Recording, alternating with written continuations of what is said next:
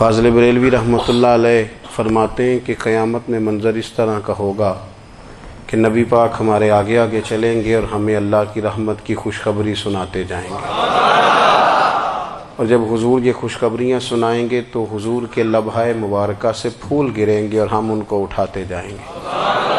فرماتے ہیں خود تو وہ تھوڑی دیر کے لیے روئیں گے اللہ کی بارگاہ میں کہ یا اللہ انہیں معاف کر دے، خود روئیں گے لیکن ہمیں ہنسا دیں گے۔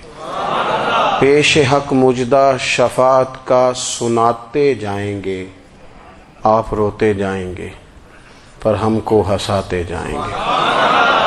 اور باغ جنت میں محمد صلی اللہ تعالی علیہ وسلم، باغ جنت میں محمد مسکراتے جائیں گے، پھول رحمت کے گریں گے ہم اٹھاتے جائیں گے۔ حشر تک ڈالیں گے ہم پیدائش مولا کی دھوم، اور مثل فارس نجد کے قلعے گراتے جائیں گے۔ اور کیا ذوق بیان کیا، فرمانے لگے خاک ہو جائیں عدو جل کر مگر ہم تو رضا، دم میں جب تک دم ہے ذکر ان کا سناتے جائیں گے۔ جب تک سانسوں کی ڈوری چل رہی ہے، دم میں جب تک دم ہے ذکر ان کا سناتے جائیں گے۔ اللہ تبارک و تعالیٰ نے ہمارے محبوب کریم علیہ السلام کو دنیا میں بھیجا تو فرمایا یا ایھا الناس قد جاءکم برہان من ربکم، اے لوگو تمہارے پاس تمہارے رب کی دلیل آ گئی ہے۔ اللہ تبارک و تعالیٰ نے محبوب پاک علیہ السلام کو سراپا دلیل بنا کے بھیجا۔ باقی انبیاء کرام علیہم السلام کے پاس بھی اپنی نبوت کے دلائل کے طور پر بے شمار معجزات تھے، اور حضور کریم علیہ السلام کے تو پورے وجود کو ہی اللہ نے معجزہ بنایا ہے۔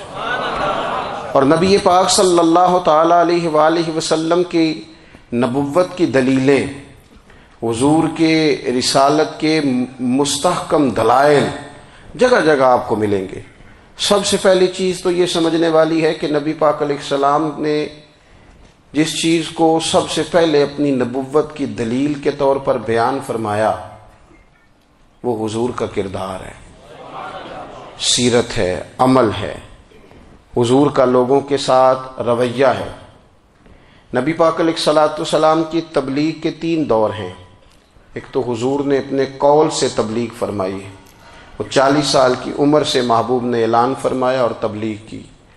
اور ایک نبی پاک صلی اللہ تعالی علیہ وسلم بالواسطہ حضور کی تبلیغ ہے جو آج تک جاری ہے۔ امت کے علماء، مشائخ، مبلغین حضور کے دین کو آگے پھیلا رہے ہیں، تو دراصل یہ بھی تبلیغ رسول پاک علیہ السلام ہی کی تبلیغ۔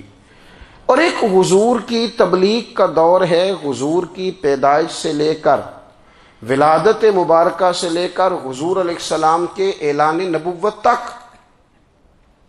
اس دوران نبی پاک نے جو تبلیغ فرمائی ہے وہ اپنے کردار سے فرمائی۔ عرب کا وہ معاشرہ جو بڑا میلا کچیلا گدلا ہو چکا تھا، جس کے اندر سراسر مادہ پرستی کا زور تھا، جس کے اندر لوگ انسانوں کی خرید و فروخت کرتے تھے، جس کے اندر بیٹیوں کو زندہ دفن کر دیتے تھے، جس کے اندر جو آدمی جتنا زیادہ مضبوط ہوتا تھا اتنا زیادہ لٹیرا بن جاتا تھا، اس معاشرے کے اندر رسول کریم علیہ السلام نے 40 سال گزارے، اور اس طرح گزارے کہ جو بیگانے بھی تھے وہ بھی کہا کرتے تھے یہ صادق ہیں، یہ امین ہیں۔ اور جب حضور نے اعلان نبوت کیا تو فرمایا، یہ قرآن مجید کے لفظ ہے، فرمایا فَقَدْ لَبِثْتُ فِيكُمْ عُمَرًا مِّن قَبْلِهِ أَفَلَا تَعْقِلُونَ،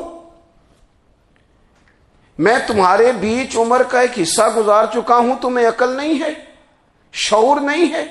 نبی کریم علیہ السلام نے اپنے کردار کو، اپنے عمل کو اپنی نبوت کی دلیل کے طور پر بیان فرمایا۔ وہ تو حضرت حلیمہ بھی فرماتی ہیں نا، جب میں نبی کریم علیہ السلام کو اپنے گھر لے گئی تو میرا اپنا بچہ بھی دودھ پیتا تھا، 2 میرے بیٹے ہو گئے، ایک میری یہ نسبی اولاد اور حضور میری رضائی اولاد۔ تو کہتی ہیں جب میں کریم محبوب علیہ السلام کو اپنے سینے سے لگاتی تھی تو حضور میرے ایک پستان سے دودھ پیتے تھے اور دوسرا اپنے بھائی کے لیے چھوڑ دیا کرتے تھے۔ یہاں سے رسول کریم علیہ السلام نے کردار کے ذریعے تبلیغ، اور پھر اعلان نبوت سے پہلے ایک تنظیم عرب کے جوانوں پر، عرب کے سرداروں پر مشتمل بنائی گئی، جس میں نبی کریم علیہ السلام نے بڑا حصہ لیا سرکار نے، اور بڑے اہم لوگوں کو شعور حضور نے عطا فرمائے، وہ اس جماعت کا فیصلہ تھا کہ ہم سارے جوان، سارے بڑے لوگ ملیں گے۔ یہ حضور کے اعلان نبوت سے پہلے کی بات ہے۔ ہم بڑے لوگ ملیں گے، کسی بڑے کو کسی چھوٹے پر ظلم نہیں کرنے دیں گے، کسی آدمی کو کسی غریب کا حق نہیں کھانے دیں گے۔ حضور علیہ السلام نے نا اپنی کردار سے، اپنے عمل سے، اور آپ کا جو عمل ہوتا ہے نا وہ اصل ہوتا ہے۔ ایک ہوتا ہے آپ کوئی بات کرتے ہیں اور ایک ہوتا ہے کہ آپ کوئی عمل کرتے ہیں۔ آپ جب عمل کرتے ہیں تو عمل کے ذریعے بھی لوگوں تک بات پہنچتی ہے کہ دراصل آپ کا اٹھنا بیٹھنا چلنا پھرنا کیا ہے۔ میرے رسول کریم علیہ الصلوۃ والسلام کا اٹھنا بھی ایک نبی کا، بیٹھنا بھی ایک نبی کا، بات کرنا بھی ایک نبی کا، معاملات زندگی کرنا بھی ایک نبی کا، لین دین کرنا بھی ایک نبی کا۔ ایک شخص کہتے ہیں میں نے اعلان نبوت سے پہلے حضور علیہ السلام سے کوئی چیز خریدی تھی اور میں نے عرض کیا تھا آپ یہاں تشریف رکھیں، میں پیسے لے کے آتا ہوں۔ میں 3 دن کے بعد آیا۔ دیکھو یہ بات کرنی کتنی آسان ہے، بولنی کتنی آسان ہے، پر 3 دن یہاں میرے بھائی کو کسی شخص کو 2 گھنٹے انتظار کرنا پڑ جائے تو لوگ کہتے ہیں الانتظار اشد من القتل، یہ تو قتل سے زیادہ تکلیف والا معاملہ ہے منتظر رہنا کسی کا۔ کہتے 3 دن کے بعد میں آیا تو میرے رسول کریم وہیں تشریف فرمایا، بس اتنا فرمایا یار تم نے مجھے بڑی تکلیف میں ڈال دیا، 3 دن ہو گئے یہاں رکے ہوئے۔ تو حضور نے اپنے کردار کو، اپنے عمل کو، اپنے معاملات کو سب سے پہلے اپنی نبوت کی دلیل کے طور پر پیش کیا۔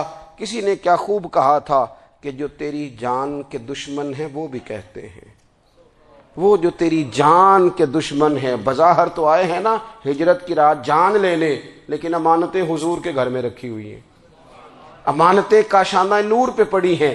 وہ جو تیری جان کے دشمن ہیں وہ بھی کہتے ہیں کہ امین تو ہے اور صداقت کی آبرو تو ہے، امین بھی تو ہے، صداقت کی آبرو تو ہے۔ تو پہلے کردار، پھر دوسری بات، اللہ تعالیٰ نے اپنے محبوب علیہ الصلوۃ والسلام کو اپنا مطلق نائب بنا کر، اپنا محبوب اعظم بنا کر، ویسے ہی سارے انسانوں کے بارے میں کہا وَإِذْ قَالَ رَبُّكَ لِلْمَلَائِكَةِ إِنِّي جَاعِلٌ فِي الْأَرْضِ خلیفہ، میں زمین میں اپنا نائب بنانے والا ہوں۔ لیکن حضور علیہ السلام تو محبوب ہے نا، حضور کی نیابت تو محبوبیت کے درجے پر فائز ہے۔ تو رسول پاک کو رب کریم نے اس طرح کا بنا کے بھیجا کہ حضرت عبداللہ ابن رواحہ رضی اللہ تعالیٰ عنہ بیان فرماتے ہیں کہ اگر حضور کوئی معجزہ نہ بھی دکھاتے، نبی کریم علیہ السلام سے کوئی اعجاز لوگ نہ بھی دیکھتے، تو محبوب کا تو چہرہ ہی اس طرح کا تھا، لوگوں نے دیکھتے جانا تھا اور کلمہ پڑھتے جانا تھا۔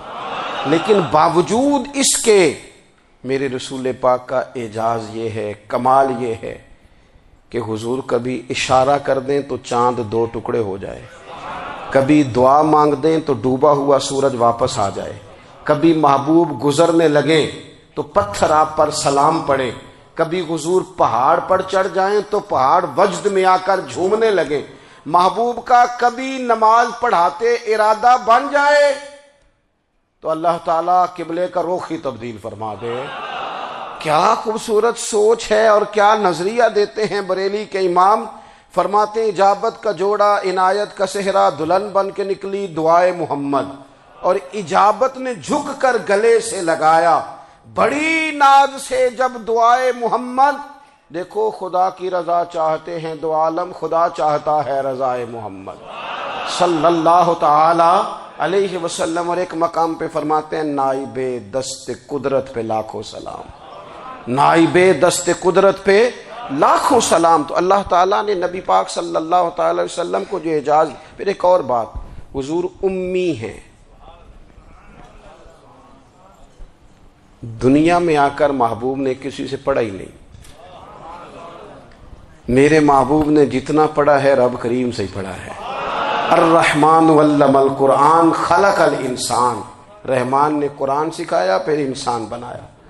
اللہ تبارک و تعالیٰ کی بارگاہ کرم سے حضور نے لیا۔ رسول کریم امی ہیں، یہ بھی حضور کی نبوت پر ایک بڑی دلیل۔ دیکھو ایک ہوتا ہے کوئی آدمی بچپن سے کسی چیز سے شغف رکھے اور جب اس کی عمر بڑی ہو جائے تو کہتے ہیں اس کا تجربہ بڑا ہو گیا ہے، یہ پہلے کچھ شعر کہتا تھا، کوئی ادبی جملہ کہتا تھا، تو اب اس کی یہ کام کرتے کرتے عمر بڑی ہو گئی ہے تو رسوخ حاصل ہو گیا۔ 40 سال کی عمر مبارک تک نبی کریم نے ایک شعر بھی نہیں کہا۔ حضور علیہ الصلوۃ والسلام نے کبھی کوئی ایسی بات، ویسے تو حضور کی ہر بات حکمت والی، لیکن جس کو عرب کے لوگ اپنے لہجے میں شاعری یا اپنے لہجے میں ادب کہتے تھے، وہ حضور نے بیان نہیں فرمایا۔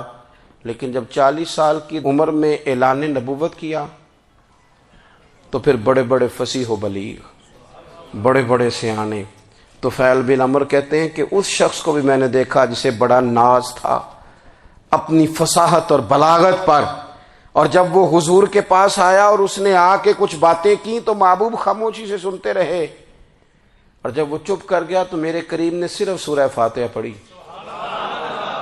کبھی اٹھتا تھا، کبھی بیٹھتا تھا، کبھی غور کرتا تھا، کبھی دائیں جاتا تھا، کبھی بائیں جاتا تھا، پھر کہنے لگا بتاؤ نا کلام کس کا ہے؟ فرمایا اس رب کا، اس رب کا، اس رب کا جس کا میں رسول بن کے آیا ہوں۔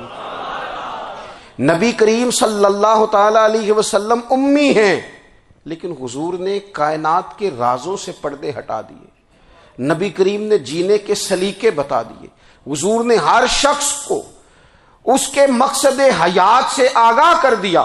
نبی کریم علیہ السلام نے وہ فلسفہ حیات بیان کیا کہ لوگوں کو صرف جینے میں ہی مزہ نہیں آیا، مرنے میں بھی مزہ آنے لگا۔ لوگ آگے بڑھ بڑھ کے جانیں پیش کرنے لگے، اپنی اولادیں قربان کر، جو فلسفیوں سے کھل نہ سکا اور نکتہ وروں سے حل نہ ہوا، وہ راز ایک طیبہ والے نے بتلا دیا چند اشاروں میں۔ محبوب کریم امی ہیں، لیکن حضور نے اس طرح دنیا کو سکھایا، اس طرح دنیا کو پڑھایا، اس طرح حضور نے علم کے چراغ اور دیپ روشن کیے کہ قیامت تک جسے روشنی ملے گی نا، اسے صرف دروازہ مصطفیٰ سے ملے گی، اسے رسول کریم علیہ السلام کے در دولت سے ملے۔ کچھ لوگوں نے کہا کہ یہ اپنے پاس سے آیات بنا کے لاتے ہیں، اپنے گھر میں بیٹھ کے دعوے کر لینا تو کوئی مشکل کام نہیں نہ ہوتا، سارے لوگ ہی کر لیتے ہیں۔ بلکہ وہ ہمارے ایک بزرگ کہا کرتے تھے، خیالی پلاؤ پکائیے ٹکی ہو کدے بھی کاٹ نہ پائیے، کیونکہ کون سا پیسوں کا ڈالنا ہے، زیادہ ڈالیں آپ اور زیادہ ڈالیں۔ بہت سارے لوگ ہیں آج بھی، کچھ لبرل ہیں بیچارے، کچھ دین بیزار طبقہ ہے، وہ کہتے ہیں جناب ہمیں تو جدید باتیں بتائیں، ہمیں تو نئے اسلوب کے مطابق لے کے چلے، ہمیں تو او بھائی سن، میرے نبی پاک علیہ السلام نے فرمایا میرا قرآن کبھی پرانا نہیں ہوگا، اسے پڑھ کے دیکھ، اس کی جدت کا حسن دیکھ، یہ تو کھلا ہوا باغ ہے، تو ایک دفعہ اس کے قریب آئے گا تو خوشبو ملے گی، دوسری دفعہ آئے گا تو اس سے زیادہ تازی ملے گی، ایک دفعہ پھل کھائے گا تو مزیدار ہوگا اور دوسرا کھائے گا ہو سکتا ہے شکل ملتی جلتی ہو لیکن ذائقہ بڑا نرالا ہوگا۔ تو تو صحیح نا، جب کچھ لوگوں نے کہا یہ خود سے بنا کے آیات لاتے ہیں تو فرمایا وَإِن كُنتُمْ فِي رَيْبٍ مِّمَّا نَزَّلْنَا عَلَىٰ عَبْدِنَا فَأْتُوا بِسُورَةٍ مِّن مِّثْلِهِ، اگر تمہیں کوئی شک ہے اس میں جو ہم نے اپنے بندہ خاص میں نازل کیا ہے تو تم بھی اس جیسی ایک آیت بنا کے لاؤ۔ اور چلو چیلنج کھلا ہی دے دیا، فرما وَادْعُوا شُهَدَاءَكُم مِّن دُونِ اللَّهِ، اللہ اور اللہ والوں کو چھوڑ دو، تفسیری ترجمہ عرض کر رہا ہوں، یعنی صحابہ کو چھوڑ دو، حضور کے ماننے والوں کو چھوڑ دو، باقی ساری دنیا کے کافر اکٹھے ہو جاؤ، ایک آیت بس قرآن جیسی لے کے آؤ، ایک آیت لے کے آؤ، ان کنتم صادقین، اگر تم سچے ہو۔ جوانوں سنو،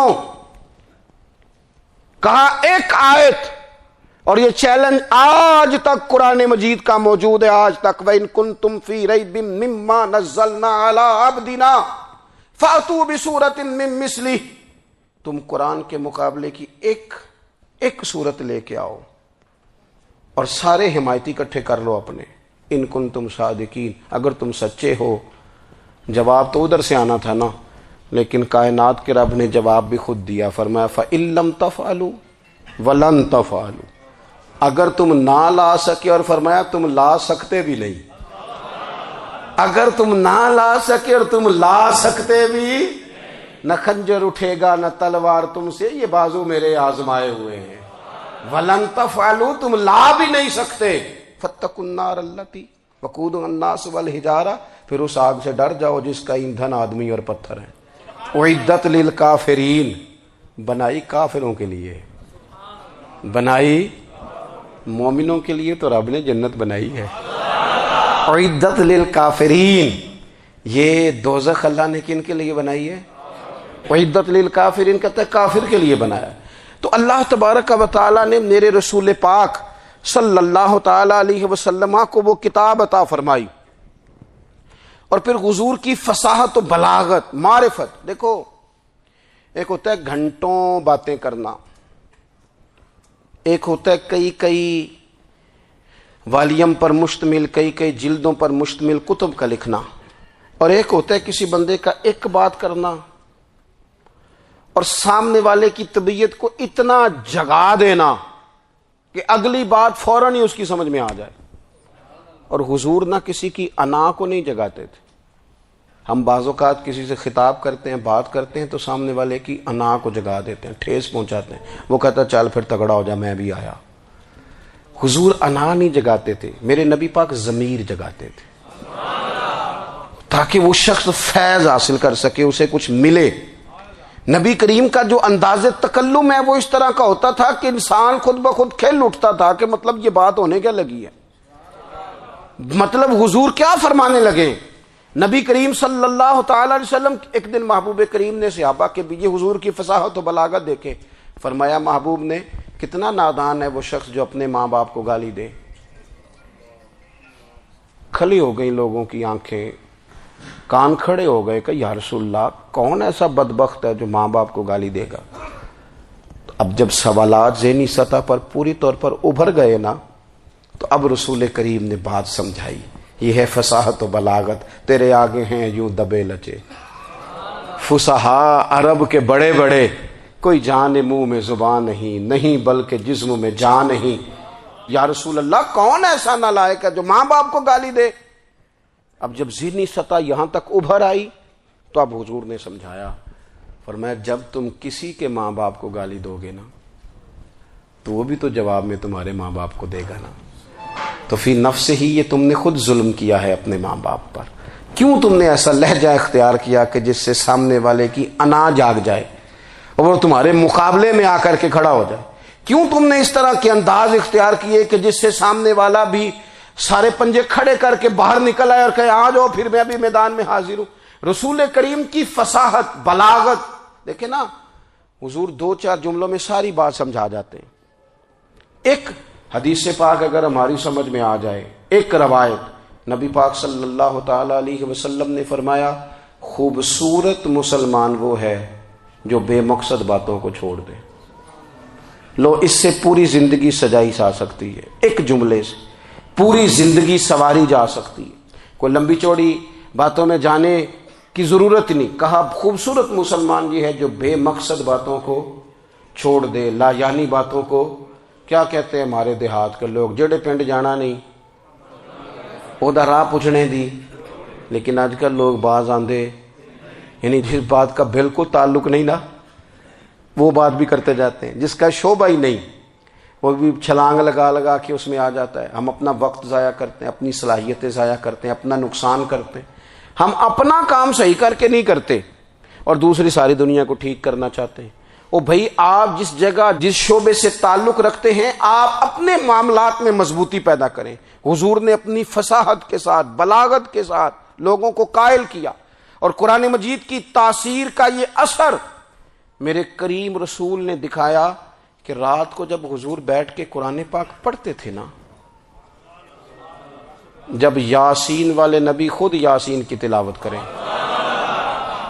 جب طٰہٰ والے محبوب خود طٰہٰ کی تلاوت کریں، غور کرو نا جب مدثر والے محبوب خود ان جملوں کو ادا کریں، یعنی جن کے بارے میں آیت آئی ہے جب وہی یہ آیت پڑھیں کہ انا اعطیناک الکوثر، یعنی جن کا ذکر ہو رہا ہے جب وہ یہ بات کریں کہ یا ایھا النبی انا ارسلناک شاہدا ومبشرا ونذیرا لتؤمنوا باللہ ورسولہ وتعزروہ وتوقروہ وتسبحوہ بکرۃ واصیلا، جن کے بارے میں آیت آئی ہے جب وہ یہ کہہ رہے ہوں کہ ورفعنا لک ذکرک، جب وہ کہہ رہے ہوں والضحیٰ واللیل اذا سجا.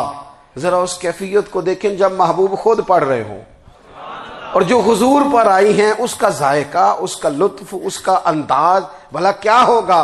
حضور جب رات کو پڑھتے تھے نا قرآن پاک، تو جو پکے کافر تھے نا، ابو جہل جیسے لوگ، وہ بھی جھاڑیوں میں چھپ چھپ کے مدینے والے کی تلاوت سنا کرتے تھے، حضور کی تلاوت سنا کرتے تھے. یہی بہتر ہے کہ پردوں میں وہ پردہ پوش رہے، وہ اگر پردے ہٹا دے تو کسے ہوش رہے. رسول کریم علیہ السلام کی تلاوت کا سننا، قریب جانا، یہ اعجاز ہے. حضرت فاروق اعظم کہتے ہیں میں طبیعت کا بڑا ڈاڈا تھا، مزاج کا بڑا سخت تھا، زندگی ہمیشہ ڈٹ کر گزاری، باتوں پر کھڑا رہنا آتا تھا، پر جب میری بہن نے مجھے چند آیتیں سنائی نا تو میں تڑپ ہی گیا. گھروں آیا سا مار مقامنے نو، ہن مینو مار دے لے چلو. اوے متے عمر دی عمر برباد ہو جائے جتھے عمر سوار دے لے چلو. یہ اعجاز ہے رسول کریم صلی اللہ تعالی علیہ وسلم پر نازل ہونے والی کتاب کا. پھر حضور نے خبریں دی، نبی پاک نے خبریں دی. حضور نے فرمایا روم فتح ہوگا، وہ ہوا. نبی کریم علیہ السلام نے فرمایا شام فتح ہوگا، تو شام فتح ہوا. فرمایا ایران فتح ہوگا، تو ایران فتح ہوا. سراقہ بن مالک کہتے ایک گاؤں پر بھی مسلمانوں کی حکومت نہیں تھی. ایک گاؤں پر حضور مکہ مکرمہ سے نکل رہے تھے، مدینہ طیبہ تشریف لے جا رہے تھے. ابھی راستے میں تھے، میں 100 سرخ اونٹوں کے لالچ میں معاذ اللہ حضور کو گرفتار کرنے پہنچ گیا. محبوب نے حکم دیا، حضور کا معجزہ میں نے آنکھوں سے دیکھا، میرا گھوڑا زمین میں دھستا چلا گیا. میں نے معافی مانگی، حضور نے معاف کر دیا. میں نے سمجھا اچانک ہو گیا ہے. یہ منوانا بھی بڑا مشکل کام ہے. شجر و حجر پہچان گئے، انسان کی نظروں میں شاکی رہا. یہ کچھ ایسے لوگ ہیں جن کو منوانا توبہ توبہ، ماننے کو تیار نہیں، دیکھ دیکھ کے بھی ماننے کو تیار ہے نہیں، ماننے کو تیار ہی نہیں. کہتے ہیں کہ میں نے پھر چاہا آگے بڑھنا، تو پھر زمین کے اندر میرے گھوڑے کے پیر دھنسنے لگے. پھر معافی مانگی. کریم تیرے معاف کرنے کی ادا پہ بھی قربان جائیں. یہ نہیں فرمایا کہ تو بار بار یوں ہی کرتا ہے، فرمایا معافی مانگتا ہے جا میں نے معاف کیا. کہتے ہیں 3 دفعہ میں آگے بڑھا، 3 دفعہ حضور نے معاف کیا. تو مسکرا کے فرمانے لگے تو یہاں مجھے گرفتار کرنے آیا ہے، وہ کیسر روم کا علاقہ فتح ہوگا. وہ کنگن جو پہنتا ہے نا ہاتھوں میں، بادشاہ کے کنگن معروف ہیں، وہ تیرے ہاتھوں میں آئیں گے. اللہ کرے آپ سمجھیں. یہ جو لوگ ڈری ڈری سہمی اور ہمارے بچے مایوسی کی معاذ اللہ باتیں کرتے ہیں، وہ دیکھیں حضور کس طرح کی گفتگو فرماتے ہیں.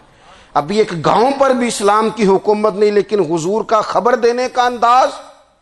کریم فرمانے لگے وہ کیسر روم کے جو کنگن ہوں گے وہ تیرے ہاتھوں میں آئیں گے. جناب سراقہ بن مالک فرماتے ہیں کہ میں مسلمان ہو گیا، حضور کا وصال ہو گیا، کنگن نہیں آئے. حضرت ابوبکر صدیق کا وصال ظاہری ہو گیا، کنگن نہیں آئے. جناب عمر کا دور آ گیا، سراقہ بوڑھے ہو گئے. کوئی بندہ پوچھتا نا کہ اب تو عمر ڈھل گئی ہے، زندگی کا پتہ نہیں. کہنے لگے نہیں میں نہیں جاتا، جب تک کنگن نہیں آتے اسرائیل کوئی نہیں آئیں گے. کیونکہ ساڈے نبی دی زبان ساڈے واسطے قرآن. جو دن کو کہہ دیا دن ہے تو دن نکل آیا، جو شب کو کہہ دیا شب ہے تو رات ہو کے رہی. اور خدا نے ان کی زبان کو وہ اختیار دیا، جو نکلی منہ سے ان کے وہ بات ہو کے رہی. اور فاضل بریلوی کا تو انداز ہی پھر انوکھا ہے نا. وہ تو کہتے ہیں وہ زبان جس کو سب کن کی کنجی کہے، جس کو سب کن کی کنجی کہیں، اس کی نافذ حکومت پہ لاکھوں سلام. کہنے لگے نہیں آتے. حضرت اسرائیل فکر نہ کرو، بوڑھے ہو گئے تھے، نکلنا گھر سے بند کر دیا تھا. حضرت عمر کا دور تھا، کنگن آ گئے. حضرت فاروق اعظم نے ان کے پوتوں سے، نواسوں سے، بچوں سے کہا جاؤ بلا کے لاؤ. کا دادا جان بوڑھے ہیں. پھر میں تم کان میں کہہ دینا کنگن آ گئے، پھر تم دیکھنا تو صحیح. پھر حضرت سراقہ آئے. حضور نے جو خبریں دیں، نبی پاک علیہ الصلوۃ والسلام نے جو گزشتہ قوموں کے احوال بیان کیے، اور پھر میرے نبی پاک علیہ الصلوۃ والسلام نا دنیا میں عزتیں دینے آئے. عزتیں، یہ مزاج ہمیں کم کرنا چاہیے. یہ جو ہم ساری زندگی اس کام میں لگا دیتے نا کسی کو نیچا کیسے دکھانا ہے، یہ انداز حضور نے نہیں ہمیں دیا۔ اب دیکھو حضور تشریف لائے تو ہمیں پتہ چلا کہ حضرت یوسف جیسا سونا کوئی نہیں، حضور تشریف لائے تو ہمیں پتہ چلا کہ حضرت داؤد جیسی خوبصورت آواز کسی کی نہیں، حضور تشریف لائے تو ہمیں پتہ چلا کہ جناب عیسیٰ علیہ السلام کا فقر اختیاری کس طرح کا تھا، محبوب تشریف لائے تو ہمیں پتہ چلا کہ حضرت موسیٰ کا جلال کس طرح کا تھا۔ یہ تو حضور آئے تو نبی پاک علیہ السلام نے اس کی بھی عظمت بیان کی، اس کی بھی شان بیان کی، حضور نے بتایا کہ ابو بکر صدیق کی شان کیا ہے، فاروق اعظم کا مرتبہ کیا ہے، عثمان غنی کی حیا کیا ہے، مولا علی کی شجاعت کیا ہے، اہل بیت نبوت کی عظمت کیا ہے۔ حضور آئے عزتیں دینے، ماں کو عزت دی مدینے والے رسول نے، کہا جس کا باپ راضی ہو گیا اس کا رب راضی ہو گیا، فرمایا جو 2 بیٹیاں 3 بیٹیاں 4 بیٹی بہنیں یا 1 بیٹی یا بہن بیاہ کے آ گیا نا، اس طرح میری 2 انگلیاں جڑی ہوئی ہیں، میرے ساتھ جڑ کے جنت میں جائے گا۔ رسول کریم صلی اللہ تعالی وسلم نے عزت دی، حضور عزتیں دینے، کوئی اعزاز نہیں، ان پڑھ بندہ ہے، سادہ ہے، غریب ہے، مزدوری کرتا ہے، ہاتھوں پہ چھالے، یا رسول اللہ اس کا بھی کوئی اعزاز ہے؟ قربان جائیں، میرے کریم نے عزت دی، فرمایا محنت کر کے روزی کمانے والا تو اللہ کا دوست ہے، یہ اینٹیں اٹھانے والا، یہ مشقتیں کرنے والا، یہ صبح دیہڑی پہ جانے والا، یہ بیچارہ جو اچار سے روٹی کھاتا ہے، تو نے ہر شخص کی قسمت میں یہ عزت لکھی اور آخری خطبے کی صورت میں وصیت لکھی۔ رسول کریم نے ہر بندے کو اعزاز دیا، عظمتیں دی، حضور عزتیں دینے آئے، نبی پاک علیہ السلام نے اعزازات دیے، حضور نے نوازا، یہ ساری چیزیں میرے رسول پاک کی تشریف۔ اور پھر یہ جو حضور کے صحابہ اور اہل بیت ہیں نا، یہ بھی میرے نبی پاک کی نبوت کی دلیل ہے۔ اتنی جلدی انقلاب آیا نہیں کرتے، وہ کل تک جو رہزن تھے حضور نے راہبر بنا دیے، وہ لوگ جو کل تک ایک دوسرے کے گلے کاٹ کے کھاتے تھے، ایک دوسرے کو مارتے تھے، تکلیف پہنچاتے تھے، برادری ازم پہ لڑتے تھے، حضور نے بھائی بھائی بنا دیے، ایک پلیٹ میں کھانا کھانے لگے، سیدنا بلال حبشی، صہیب رومی، سلمان فارسی، حضور نے یوں کر کے ملا دیا۔ نبی کریم علیہ السلام نے تقسیمیں ختم کر دی دنیا میں، حضور کے صحابہ نے اپنا کردار اس طرح کا دکھایا، اتنا بلند کیا، اور صحابہ کرام علیہم رضوان اس کو دے کر اتنی بلندیوں پہ گئے کہ گواہیاں اللہ کا قرآن دیتا ہے۔ فرمایا محمد الرسول اللہ والذین معہ اشداء علی الکفار رحماء بینہم تراہم رکعا سجدا یبتغون فضلا من اللہ ورضوانا۔ فرمایا یہ جو میرے محبوب کے ساتھ والے ہیں کافروں پر سخت ہیں، آپس میں نرم دل ہیں، تم جب بھی انہیں دیکھو گے سجدے کرتے دیکھو گے، رکوع کرتے دیکھو گے، تم انہیں دیکھو گے اللہ کی رضا کے متلاشی ہیں۔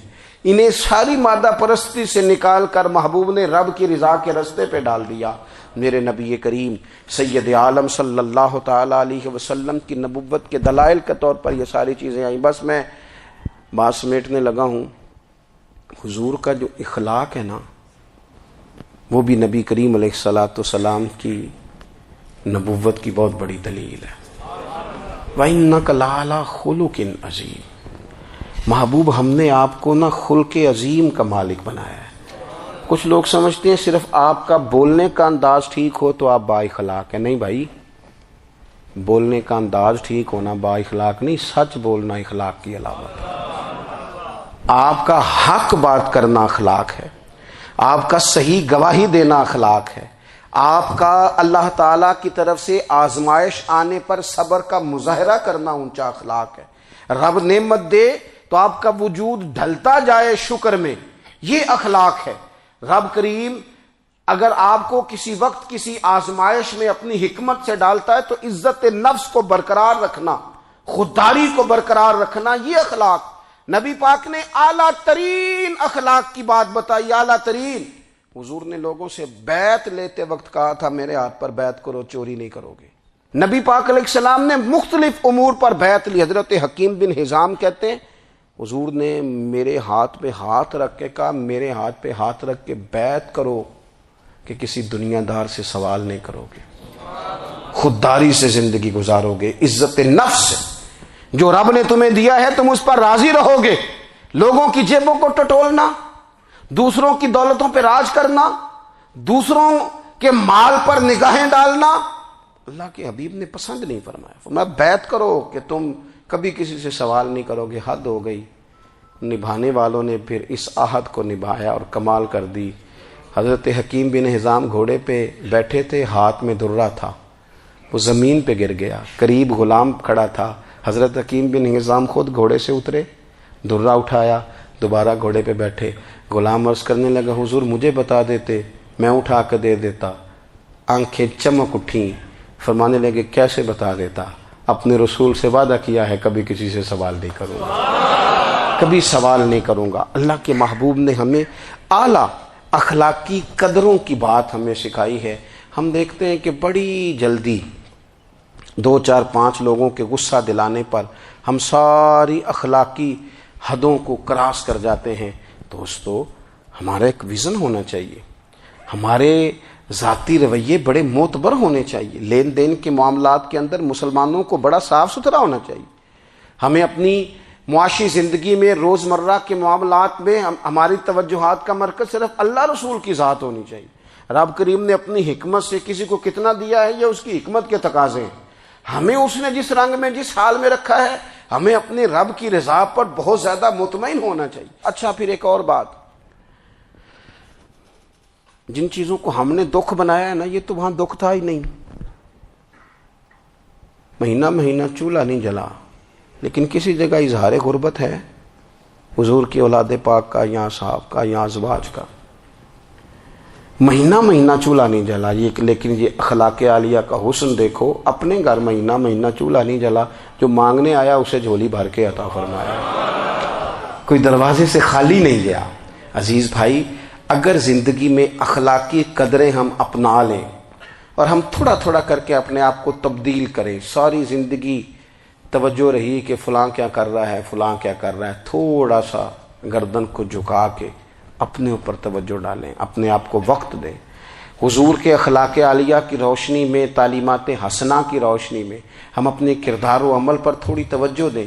اس وقت بہت بڑی تعداد میں امت مسلمہ ہے، اور ایسا نہیں ہے کہ دولت نہیں ہے، دولت سے بھی سرشار ہیں، ہمارے ہاں بڑے بڑے انجینئر ہیں، بڑے بڑے ڈاکٹر ہیں، لیکچرار ہیں، ہمارے پاس بڑے بڑے ہاسپٹل ہیں، بڑا کچھ ہے، لیکن کردار و عمل کے بادشاہ، اپنی زندگی تقوی کی روشنی میں گزارنے والے ان لوگوں کی تعداد کم ہے۔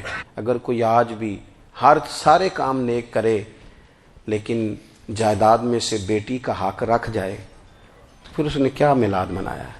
اگر آج بھی جو 2 4 لوگ بیچارے اس کے زیر دست ہیں، ملازمین ہیں، ان کے ساتھ اس کا رویہ انتہائی سخت ہو تو اس نے کیا میلاد منایا؟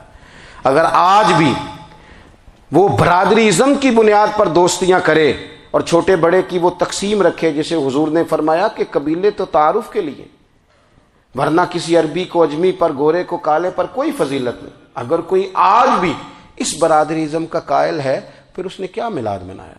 اگر کوئی شخص آج بھی اپنے آپ کو مادہ پرستی میں پوری طرح دھکیل چکا ہے اور رضا الہی کا مسافر نہیں بنا تو اس نے کیا میلاد منایا؟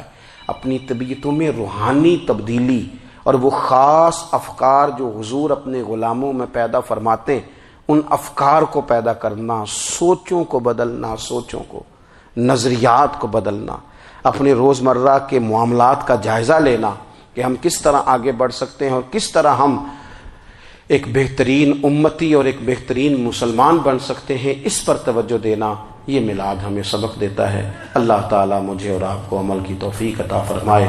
آخر دعوایا ان الحمدللہ۔